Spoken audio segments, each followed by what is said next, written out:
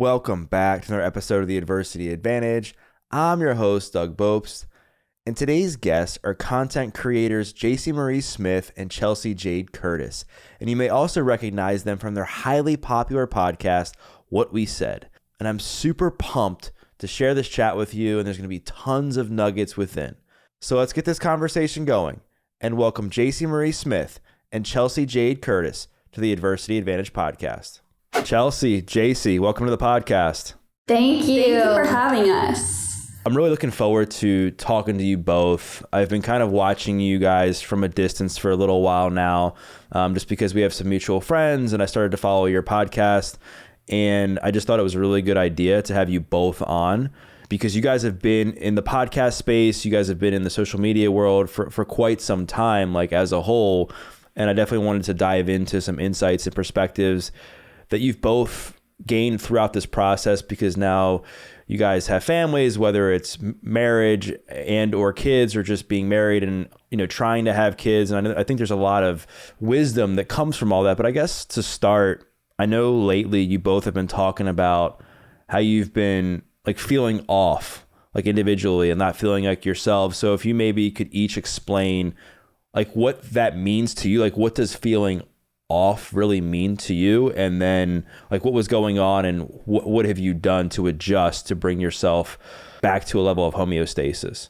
I love that question. I feel like I've realized being in my late 20s that a lot of my friends who are around the same age can really relate. And even though we're all going through different things, I feel like, I don't know, maybe it's just a time of life where you're kind of, your brain is fully formed. You're like really trying to figure out who you are, what you believe in, what you're doing. And it's kind of a transitional period for a lot of people that I know, including myself.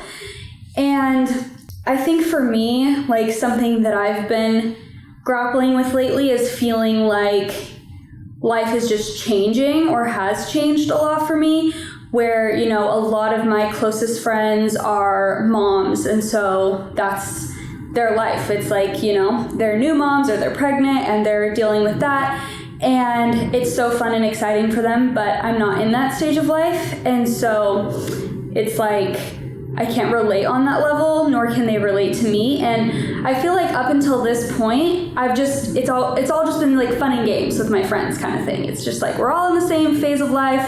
A lot of us were just married young and we're all kind of like the same in a way. And then now I feel like it's been a thing where I have felt like left out in a way, or just been like, and nothing they did, just simply because I'm not in that life stage. And so it's been like that. And also, you know, like I said, thinking about what do I believe in? Like I've been trying to have a baby for a while and it hasn't worked. And so I'm like, I've been pushing so hard for this thing. And then recently I've been like, wait, like I started actually thinking about having kids, and it like kind of started to terrify me. I was like, wait, am I even ready to do that? Like, and so I've just been dealing with all these thoughts in my head, and that's been contributing to me feeling off personally. But I feel like it's also a really cool opportunity to experience something new in my life. And it's like life is not always going to be just this trajectory that's perfect. And so I feel like I've grown so much in the past year personally, and that's been really nice. And I've found a lot of individuality, and I'm still continuing to do that. And overall, I think it's been really good for me. So that's kind of where I'm at. Right. And that makes total sense, being that, you know, you're at that age where a lot of your friends are having kids, or they're growing their families, and they're not only doing that, they're posting about it on social media constantly, right? And then we're in this space where if you're a creator or you're in the podcast world, you're constantly like online checking out what other people are doing. And if you're constantly seeing stuff like that, I can imagine it can make you feel super insecure, left out, isolated, alone, all the things. I'm curious though, because obviously you and Chelsey are very, very close. Not only are you best friends, you're business partners, and you do so much together. And Chelsey, you know, recently had a baby. So how were you, what kind of things did you tell yourself so that you could honor your own mental health, your own space, but at the same time, like be supportive, you know, of Chelsey throughout her process without it negatively impacting your mental health? Yeah, I think recently I've come to the realization that you can feel two things at once. Like, I was always talking to my husband, being like, trying to figure out how I feel, because I'm like, dang, I feel so sad for myself, but I also feel so happy for, Chelsey, or for my other friends who are having kids. Like, I don't understand how that's possible. How could I feel like almost pitying myself in a way and feeling sad and lonely, but then also feeling like really excited for them?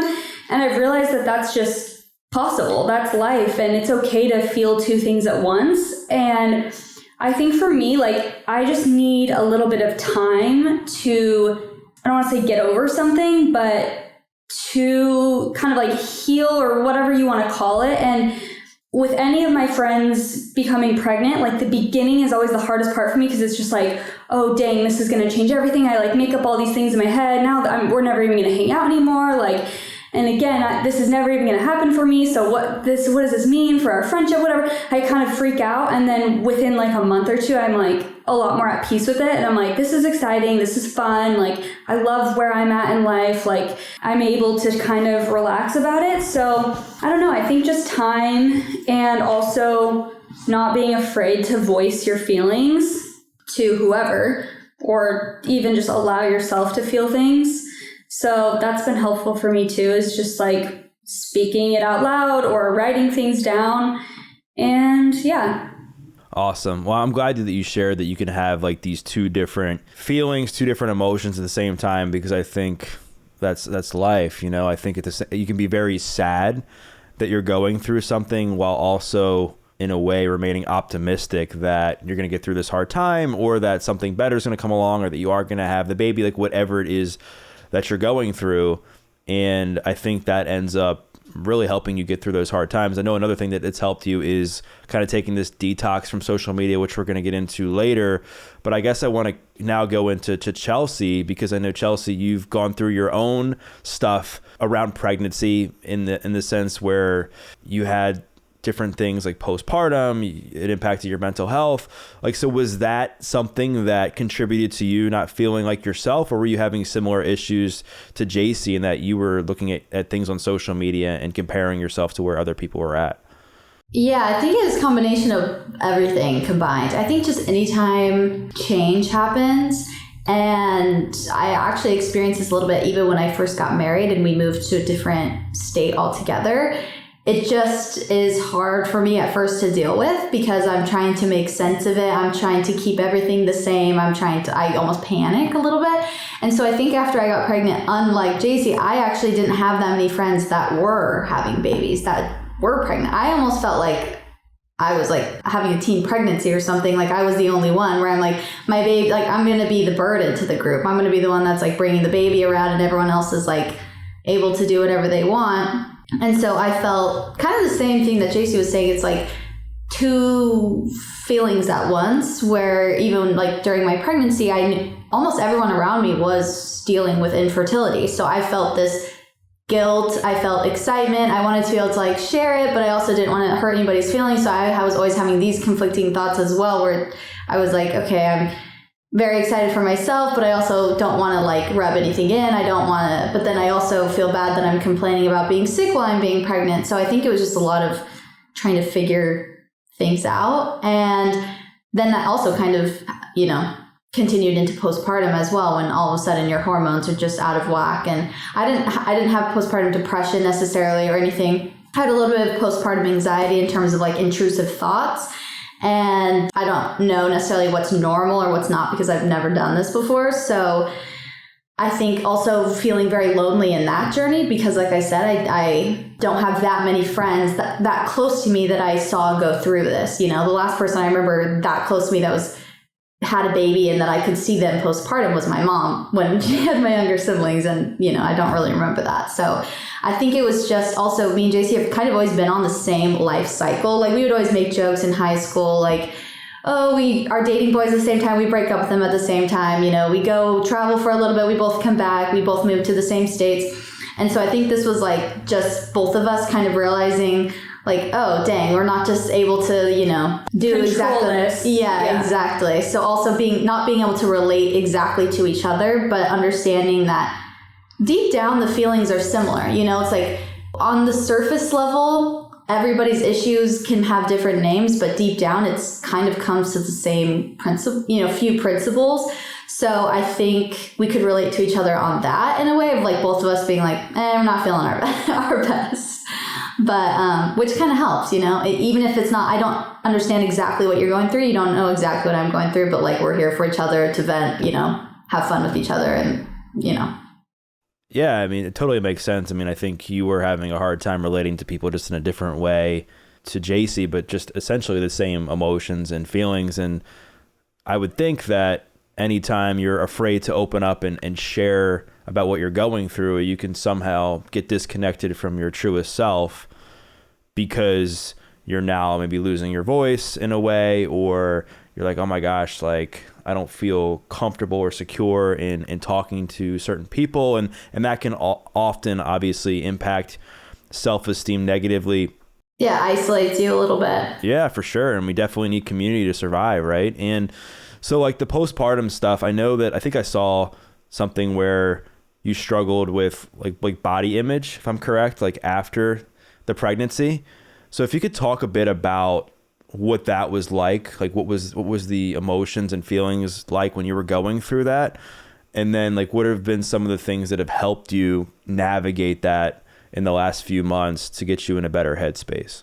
Yeah, looking back, I actually am making this realization now because sometimes I forget what happened in my early 20s. Like I just feel like that was like a different lifetime. But when I first got married, like I was saying, I kind of had a big life change as well. I was getting married. I was moving to a different state away from my family. I was like off on my own, doing my own thing. And I was struggling at that point with a eating disorder. So I was having disordered eating thoughts. I was going to a therapist, working on that. And it took me a while, but I would say I recovered from that. Very good timing, I guess. And looking back, that really prepped me for postpartum because I think it's just inevitable when you have something happen to your physical body in a short amount of time, especially. It's more shocking than anything else. I tried to keep telling myself it just is what it is, but it would be, you wake up one day with stretch marks and you're just like, it's not even that you're like, oh my gosh, like this is horrible for the rest of my life. It's just shocking. Your body's different in one day. And so I think after, pregnancy, you can kind of give yourself excuses of, I'm growing a baby. And then as soon as the baby's out of your body, it's like, okay, the stomach looks exactly the same, but now there's not a baby in it. For some reason, I now feel differently about my stomach, when in reality, it shouldn't be like that. But you feel pressure and you compare yourself to everybody else. I'm like, oh my gosh, that girl had a baby, after me and she looks way better than me. Like I need to, put pressure on myself to, I should look like that or whatever. So I think after postpartum, the first couple of weeks were fine because I wasn't really on social media that much. I was just kind of enjoying newborn bliss. But then as like the 6-week marks, when they say, oh, that's when you're healed, that's your go, that you can start working out, that life kind of goes back to normal. When the 6-week mark hit, I was like, oh, I had this expectation that I was going to be exactly the same as I was before pregnancy, and I'm realizing it's not like that. So then that's when I started to feel shame, disappointment in myself. I started to be very unmotivated to work on anything because I was just feeling, just bad about it. And having to get used to this new body that, when I looked at photos or videos from a year ago, I looked completely different. I was like, that's such a short amount of time. It's not like I'm looking at videos from 10 years ago. So I think something that's really helped me is body neutrality and just telling myself it is what it is. It's not good. It's not bad. Allowing myself to kind of have those transitional phases of, this week was hard. This week I'm feeling not that great. I'll feel good again, but that doesn't mean that I can't enjoy this week. That doesn't mean that I shouldn't be taking photos with my child because I'm like, oh, well, I'll look better in a week. Because you always look back, or at least I do, at photos of myself years ago, months ago, and think I should have been nicer to myself in the moment. Like I looked fine. Why was I so stressed about? And so I try to remember that day to day, like just take the photo, just take the video. You're going to look back one day, you're not going to be picking yourself apart. You're going to be like looking back at yourself in awe. And I think that that's kind of helped my mindset shift. And that's been very recent. So that hasn't been, I'm just kind of realizing this recently. Absolutely. And I can imagine that going through that experience and continuing to go through this experience could probably be in a way triggering to what you went through in your early 20s when you're having this drastic change in your body, right? And a lot of it you can't control, and you're trying to figure out like, how can I navigate this process in a way that's healthy and not something that I'm going to maybe, I don't want to not regret, but maybe just not feel the best about like later on. So when was that moment that you realized like enough is enough? I got to start taking pictures of my kid. I got to actually start to honor my body, love my body, work out in a way that's conducive for the future of your health. Like when was that moment when you realized like, all right, I got to stop like being hard on myself for what's going on right now and make some simple changes? Yeah, I think it was kind of a slow burn almost. Like it was slow after postpartum, like after I had him to a couple weeks, it was like a slow realization that I was like getting into a bad relationship with my body. And then from that point on, I think it was also slow kind of coming up of simple realizations. And I think it was almost like a week ago, I actually was at a concert. Do you know who BTS is? I don't, but I did see you guys at a concert. Yeah. I'm a dinosaur, remember that. It's a K-pop group. Anyways, we went to a concert like a week ago, and I was saying it gave me so much inspiration. They said nothing about body image. They said nothing about that. But it was just this feeling of, there were so many people in the room, just like when you're at a concert, the feelings are high. You feel like this intense level of connection and presentness, like you're so present. And I had, when you're feeling good, you're going to think good thoughts. And so I had like the inspiration of like, when I got home later that night, I was looking through my photos and I looked at photos of like a couple weeks after he was born. And I remember looking at a photo that in the moment I was like, oh gosh, I look horrible. And I looked at the photo and I was like, I don't even look bad. Like, why was I being so hard on myself? I ruined that day for no reason. And so I kind of, from that point on, was like, I'm not going to do that anymore. Like, I'm just going to take the video, take the photo. I'm not going to let it ruin my day. If I see the video or photo, I think I don't look how I should look, because that's just a crazy expectation I put on myself that doesn't even need to exist. Yeah, that's definitely a good way to kind of look at it, right, is to be able to have this perspective shift and this aha moment. And I also think it goes back to being able to have like two separate feelings at once. Like I think you can have the feeling of, I need to make a change in my health, and that might be something. I mean, for me, I always get kind of like angry or like super motivated, right? But I'm also like very optimistic and being like, I'm excited to do this because the outcome 2, 3, 4, 5 months from now is going to be that I'm going to feel better. I'm gonna fit better in my clothes. I'm gonna be better in my relationships and all those things. So I guess this is maybe a good time for Jaci, because I know you had kind of a relationship that wasn't going well, and the initials were IG. And yes. And so if you could walk the audience through a little bit, like what was going on at that time? Like, I guess I know you were going through like the comparison stuff with what you were seeing on there, but I know that you were feeling almost like addicted to social media in a way, and you kind of had to take a pause. So what made you like kind of detox and divorce yourself from Instagram? Yeah, I have done Instagram for almost a decade. It's been my full-time job. I've never even had a quote-unquote normal job or had a boss. Like, I've just been a photographer since I was in high school, and I started my Instagram then, and I started getting clients through Instagram. And so it has just been such a massive part of my life for so long.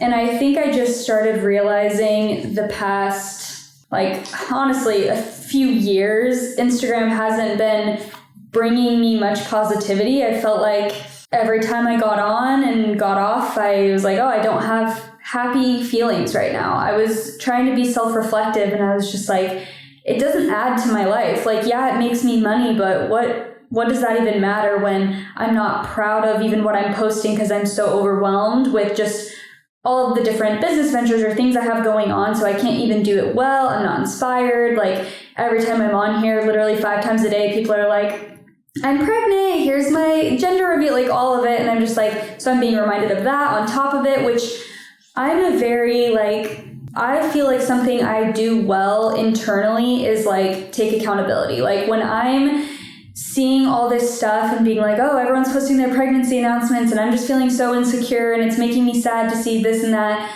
I really try and self-reflect, and I'm like, that's not their fault. That's not their problem. Like, I'm not going to make myself the victim and be depressed about this, so I'm going to remove it from my life if that's something that's not making me happy. So that's kind of what inspired the breakup with Instagram. And I also just felt like it was a massive time waster. When I was at the grocery store checking out and I was in the line, I was scrolling through Instagram. When I was in the car with Leif, my husband, I'm scrolling Instagram the whole time he's driving. Like, it just started to be this thing where I was like, okay, I'm mindlessly doing this. Doesn't even make me happy. Doesn't add anything good to my life. Why am I doing this? So yeah, that's what inspired it. And it's been since, the beginning of the year. So a few months now without it. It's inspirational. I know myself and others listening are like, gosh, I wish I could do that, but I just don't have it. I mean, I don't want to say I don't have it in me, but I just haven't gotten to the point where like the pain of using Instagram is greater than the pain of not using it, I guess, if that makes sense, right? And everyone has a different relationship with it. Like, I have friends who feel that way about TikTok. They're like, oh my gosh, TikTok is not good for my mental health. I just compare myself so much. I don't get happy. And I'm like, oh, that's not how I feel about TikTok. I think TikTok is super fun. And like, so it's all about how you feel. And also a lot of my friends who are content creators will say that exact thing. They're like, I wish I could do that. And I'm like, you can, but also I understand that I have my podcast and YouTube and TikTok. And so I have other things as far as money goes. And a lot of, some people, they truly only have Instagram. So it's like, what? Yeah, it doesn't make me happy, but it's also how I pay my rent. So it's like, what am I supposed to do? And I get that. I get that perspective as well. Right. So I guess my follow-up question is, so when you disconnected from Instagram, did you do a lot of like inner work to see like why was some of this stuff coming up, or why was it impacting your mental health so much, or why, like, how to create better boundaries? Because I think sometimes like people can just take something away like that, but if they don't do the work to figure out like what was causing this or why they had an unhealthy relationship to begin with, like they'll end up having other unhealthy problems with other things like down the road. Were you able to kind of look within and do some inner work? Definitely.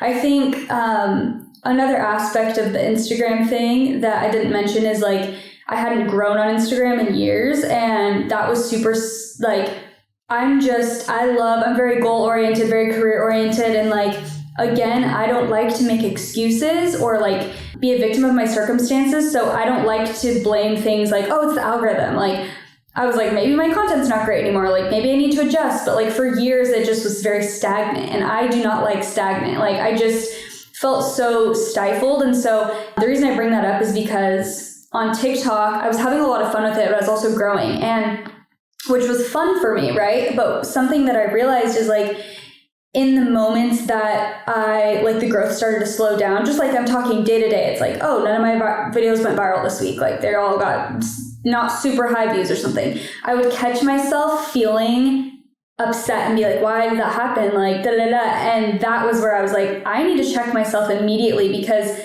I didn't think I got off Instagram because like I wasn't getting enough clout or something, but then I was like, no, it's because I don't enjoy it, but I enjoy TikTok. But then it was just kind of this moment where I was like, or do I only enjoy it when people are giving me validation? Like that's concerning. So then I started like really thinking about that. And yeah, I feel like I've done a lot of just work on myself and just, deep thinking about this type of stuff. I wasn't even anticipating getting rid of Instagram for as long as I have or forever. Like I literally at the beginning was like, oh, I just need a week or two off. And then I felt so much better that I just had no choice but to continue, because I knew it was feeling so good. But yeah, I definitely think those feelings can carry over into other things if you're not careful and you don't identify what it is that's the trigger, or like, why am I feeling like this when I get on the app? And I guess we all know that if you were to take a social media detox,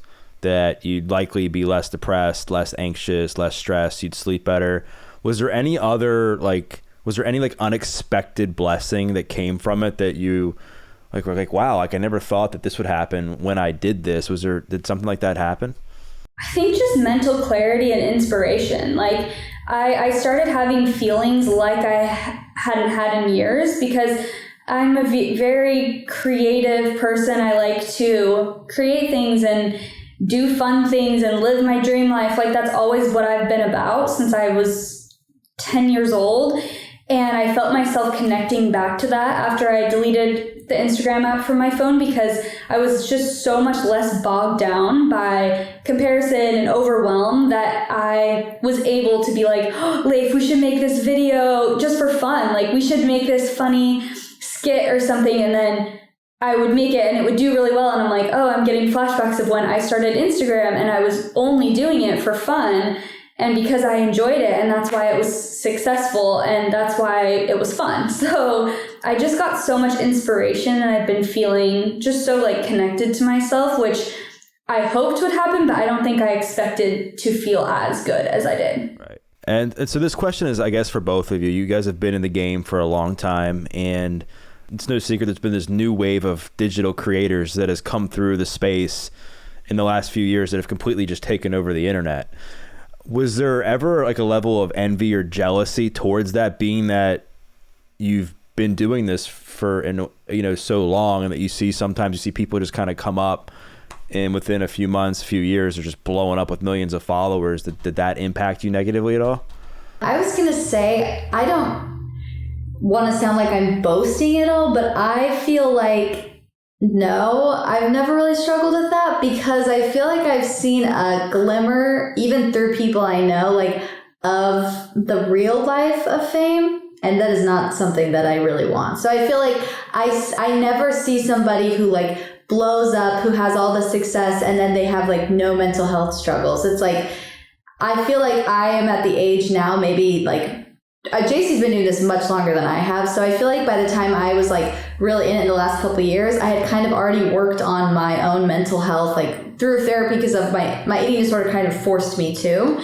And so I think by the time that I got, into the podcasting, into the social media, I was in a better headspace maybe. So when I would see these, people kind of blow up, it's like, inspirational in terms of like, oh, that's cool. That's fun. I want to try and do that. Like, here's these new ideas. But I don't know. I think I've seen what I've needed to see. Literally.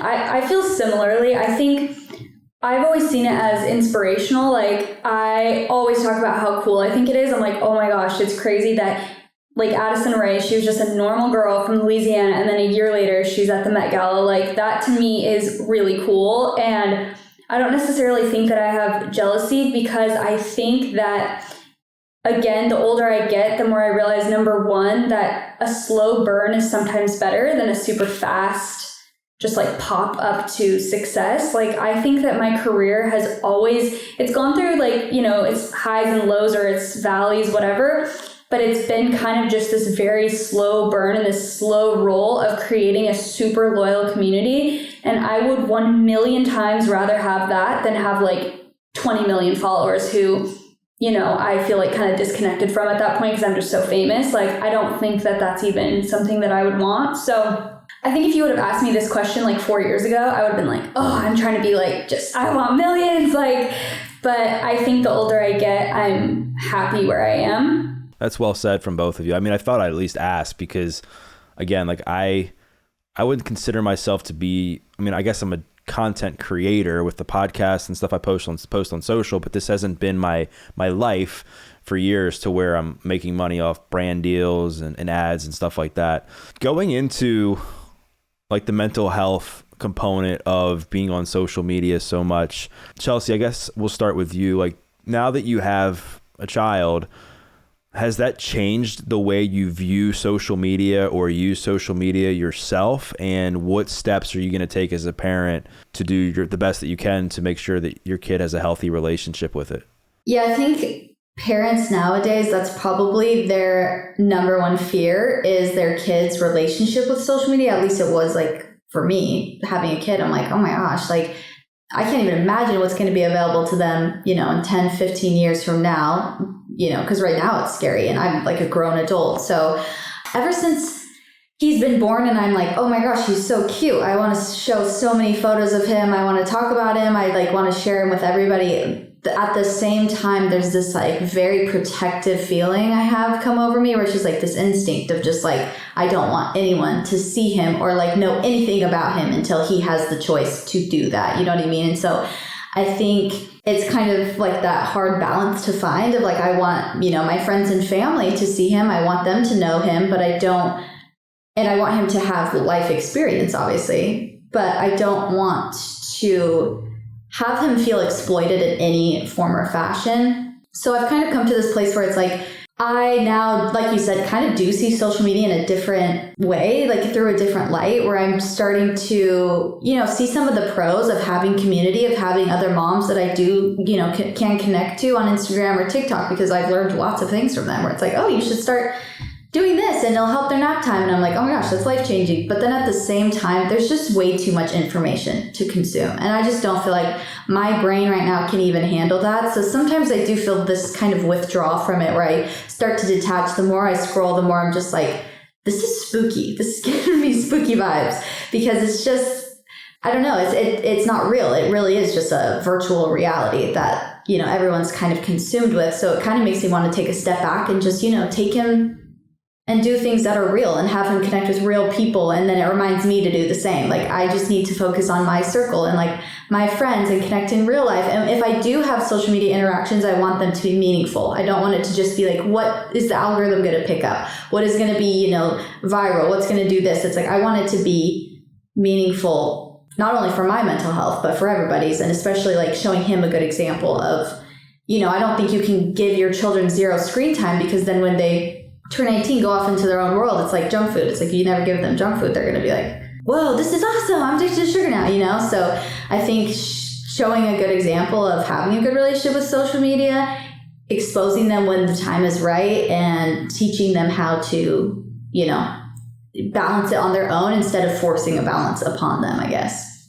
Right. Yeah, that makes a lot of sense. And it definitely, for sure, makes sense that your relationship with social media would change when you're bringing a child into this world, because you're right. That is a massive fear that I hear from parents, is like, oh my gosh, like what is their relationship with social media going to be like when they're, 10, 15, 20 years old? And what can I do to model behavior to inspire them to have a decent relationship? So Jaci, I know you've been doing this longer than Chelsey, and let's face it, there's a lot of kids that are struggling with their mental health. And we all know that social media can play a massive part in it.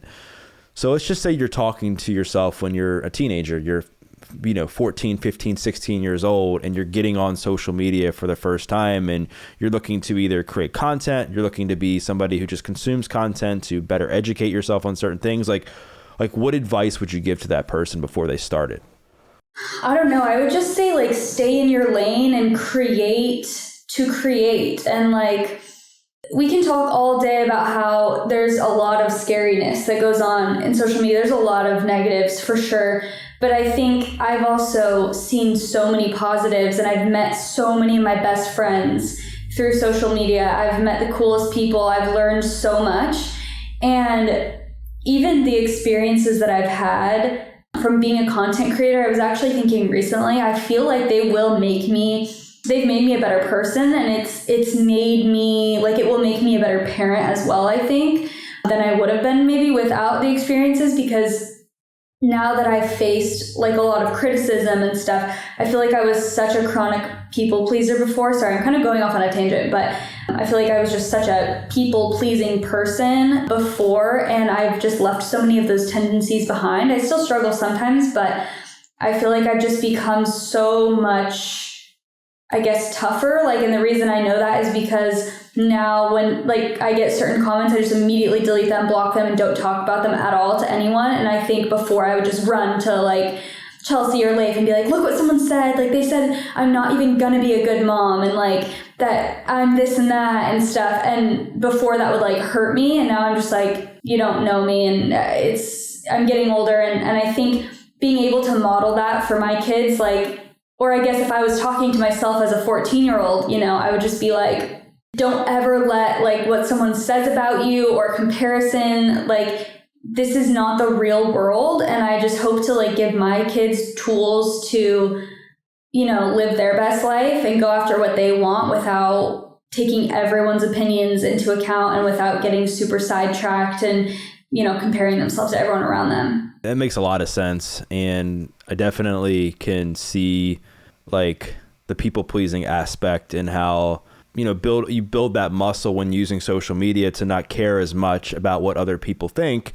But I think there's this weird relationship that exists when you're a creator, because to a certain extent, you have to care what other people think. Like, you have to be able to know your audience and know what they like about you, so that eventually, maybe you gain more followers, you gain more listeners to your podcast. People buy stuff like a stuff off of a swipe up, whether it's a brand you post. So you have to kind of know your audience, but you also have to have this healthy balance in a way where you can set these boundaries to make sure you're prioritizing yourself, your own mental health, not caring what haters have to say, and everything that goes along with the negative side, the negative feedback that can come from social media. I think that, I don't think I know that people's self-confidence can get impacted when you're comparing yourself on social media, when you're dealing with body image issues, when you're just super stressed out just from the way the world is right now. So, like, what are each of your best practices when it comes to like building self-confidence in yourself so that you're able to deal with a lot of the stuff that you're either going through or that you just have to face as a reality of doing what you do in the podcast space, so that you can mentally remain strong and tough? We kind of talked about this a little bit on one of our recent episodes. I think it was called like feeling like myself or not feeling like myself. And I actually saw this TikTok. See, this is when social media is good, because this TikTok was great.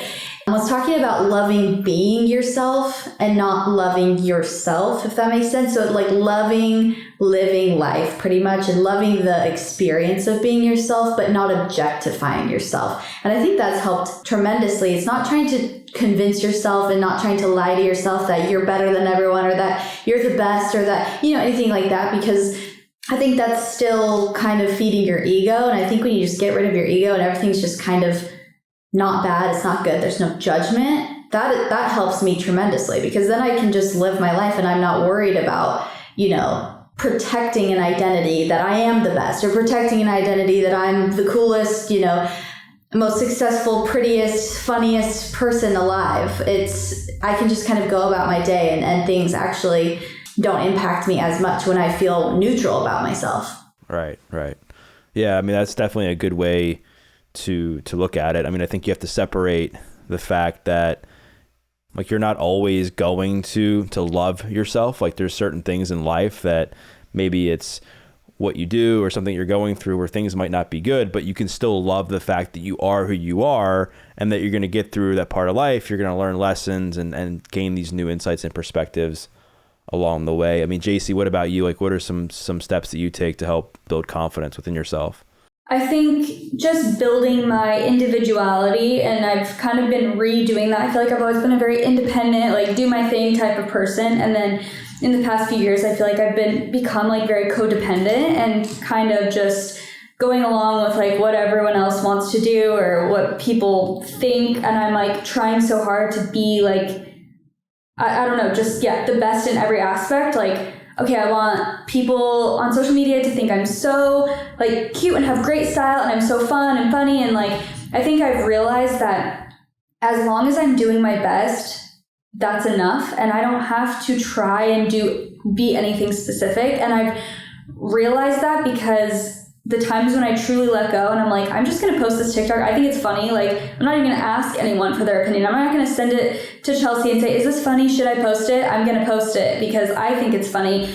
And I've seen results from that. Like, I see that it connects me with people when I just trust my gut and I do my thing. So, as an actual like tangible tip, I've just been doing more stuff alone, doing things that I want to do. If I'm like, oh, I feel like going to this workout class, but I don't know if like anyone would come with me. It's like, it doesn't matter. I'm going to go to the workout class. Like, I am feeling like getting this drink. Oh, but the place is 15 minutes away and and I don't care. Like, I'm going to take myself on a date and just go get the drink. Like, I just personally, that's just fun for me because I think it's like rejuvenating this really independent side of me that I really enjoy. And so I've just been trying to kind of find my individuality do my thing, not really ask for approval or opinions, and just be myself.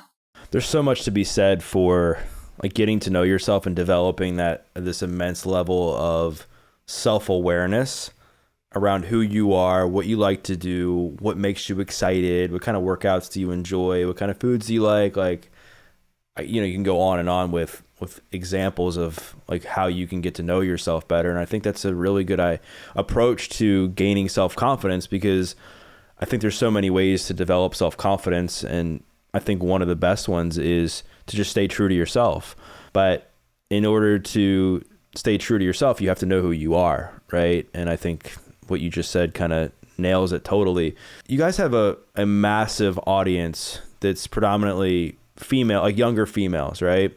And it's no secret that the mental health struggles amongst like teenage girls has been on the rise these last several years, and it's gotten pretty bad. I mean, it's gotten pretty bad. Like if you look at some of the numbers, obviously you guys get a lot of people that write into you. You're getting a lot of questions, like, and you have a lot of experience with your own mental health struggles. So like, what do you think's at the root of this? I mean, I know we've talked about social media. Is it that? Is it just stress? Is it societal expectations? Like, what are you seeing is at the root of all this?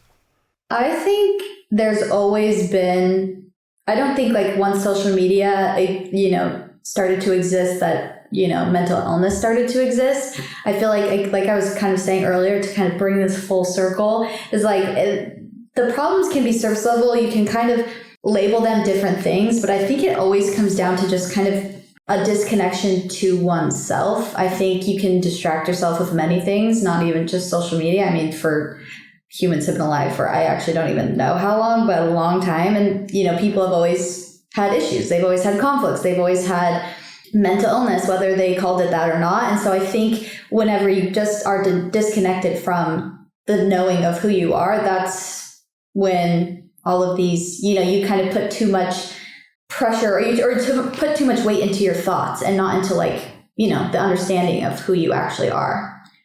100%. And I think social media is a massive, it is a massive piece of the puzzle, because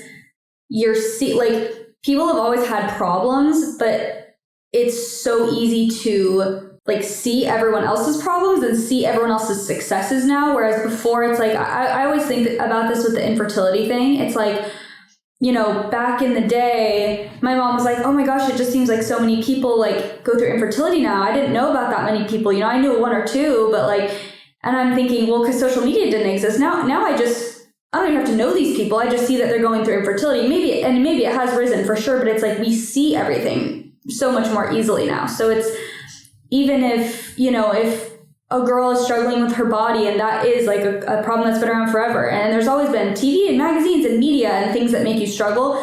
But now it's so connected with your everyday life, where if you're having body issues as a 15-year-old girl, and then you get on TikTok and you're seeing all these girls who have the body that you think you want, I can only imagine that is triggering, and that is going to make your issues feel so much worse.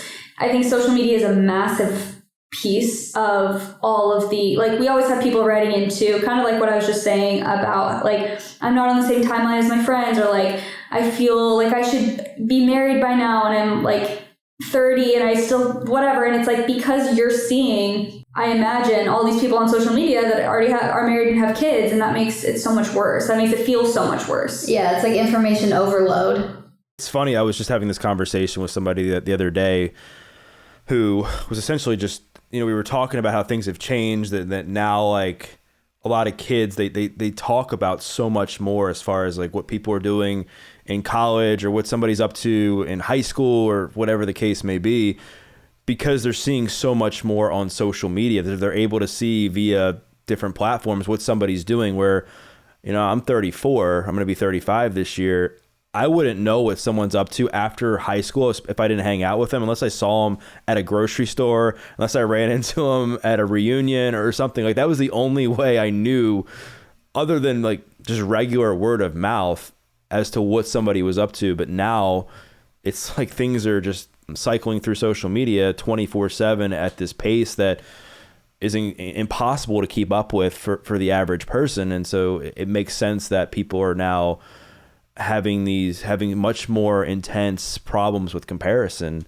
Yeah, and you're living, like, if you think about it, if you follow 500 people on Instagram and 500 people on TikTok and you're on there a lot of the day, you're kind of like living other people's lives, not your own. You're going through people's stories all day, and then you go to TikTok and watch people's videos, and it's like you lay your head. A lot of people just do that literally all day, and then they go to bed at night. And it's like, at what point did you live your own life and have fun? And you know what I mean? Not everyone. I'm sure not everyone's as addicted as me. I'm like, that's used to be my life. I just felt like I was on Instagram all day, and then I would go to bed, and I'm like, wait, now I'm more depressed, like, because I didn't even do anything for me or to hang out with, you know, my friends and my family. And I would have rather FaceTimed my mom for an hour than been scrolling for an hour. Like, that would have been more helpful. I don't know. So I think you're just living this life that's, like Chelsey said, very disconnected from your own mind and body. Yeah, it totally makes sense. And it almost becomes like an addiction, because in many cases, if not all, right, when you're addicted to something, you're engaging in a behavior that feels like normal or good in the moment, but afterwards you're like kicking yourself, being like, why'd I do that? Like, I knew I shouldn't have been scrolling for 30 minutes. Or for me, like I'll get like the notification on my phone because I thought I'd be like super smart and have boundaries, and it's like, oh, like you have 5 minutes left of Instagram today, and I'm like, dang it, it's like 11:30. Yeah, so, literally. You know? Exactly. We've tried the screen time thing, it never works. We've tried the notifications, we just started silencing them. It was making us feel too bad. It's like, ignore for an hour? No. And then it'll pop up again. It's like, oh, ignore for the day. Like, I'll just do it for today. And then it just repeats itself. It just becomes part of the routine. Yeah. Right. So what's next for both of you? I know you have the podcast that is very successful and that helps a lot of people. I know you both are active on social media and the platforms that you're aligned with. Like, is there going to be like live events? Is there going to be some sort of book? Like, what's next for you guys on that? Yeah, we want the podcast, like, we love the podcast, and I would just love nothing more to just keep going with it and do live shows and do more fun merch. And like, we just have a lot of fun ideas for the podcast. And we were supposed to actually go on a little tour in 2020, and then everything happened with that, and we just haven't done anything live since then. We're actually doing a live little speaking thing this weekend, which will be super fun. But I think, yeah, just growing the podcast and growing our personal brands. I've been working on a brand of my own that I like just barely teased kind of for the first time like this week. I mean, all I did was mention that I'm doing something. I've been working on a project. I feel annoying even saying that because I just like can't really give any more info, but that's basically all I do every day is work on it. So on my YouTube channel, I was like, oh, by the way, guys, like, I can't vlog anything because this is all I work on, and I can't even talk about it. So just know that something's coming, and big things are always coming. Big things are always around the corner. What about you, Chelsey? Are you kind of working on anything like personally for yourself, or is your main focus other than the podcast just family, being a mom, being a wife, and everything that goes along with that? Yeah, it's so interesting because I feel this draw in both ways of just wanting to focus on family and understanding more than anything, like the importance of just connection. And like, that's the purpose of life, is connection, and, you know, being with other people and like experiencing life to its fullest and experiencing joy and all these, you know, everything that comes along with joy, which is like the highs and the lows. So yes, like while I've been like so focused on my family, at the same time, it's so interesting that, you know, even when I was 9 months pregnant, waiting to go into labor, I was having like all of these ideas and like business ideas and like texting Jaci, like, because I was doing nothing, just waiting for my kid to come out. But I was like scrolling on Pinterest, coming up with these ideas because I finally had given myself time to relax.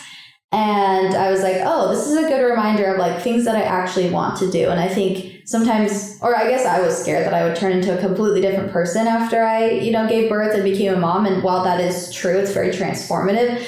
I still like the same things that I liked, and I still like to do, you know, the same things that I like to do. So it kind of gave me a little boost of motivation to kind of get back to things that I'm passionate about, like health and wellness. And I kind of, you know, had these other business ideas that I'm like, oh, you know, I tell Jaci this all the time. It's like the 5th time I've said this on a podcast, but she's so good with business stuff, getting things like started, that I'm like, oh, I'm drawing so much inspiration from you. I'm just having, you know, all these great ideas. So to answer your question, Big things coming. Yeah, big things coming.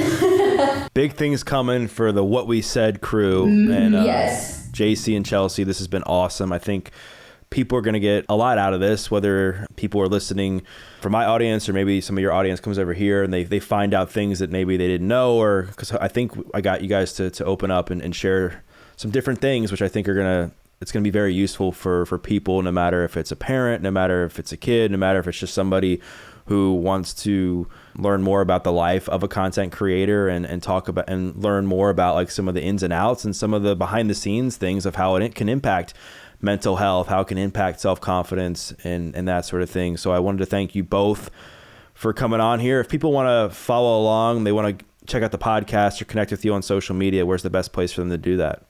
Thank you so much for having us. By the way, this was a great conversation. You guys can follow us at What We Said Podcast on Instagram. That's kind of a great hub for everything. You can listen to our podcast, What We Said, anywhere podcasts are available. And then my socials are just Jaci Marie Smith. Find me on TikTok, YouTube. I do weekly vlogs. And mine's Chelsey Jade Curtis. Same thing on all platforms. Sweet. Well, I'll make sure to plug all that stuff in the show notes. And for those listening, what I encourage you to do is to share a takeaway. Maybe it was something that Jaci said about comparison or taking a break from social media, or perhaps it was something that Chelsey said about some of the issues that she had postpartum, or how she's going to navigate the social media world with her kid and being a mom. Whatever it was, tag Jaci, tag Chelsey, and tag myself, because we'd love to hear your feedback. And we once again thank you for listening to this episode of The Adversity Advantage. I'm your host, Doug Bopst, and we'll see you next time.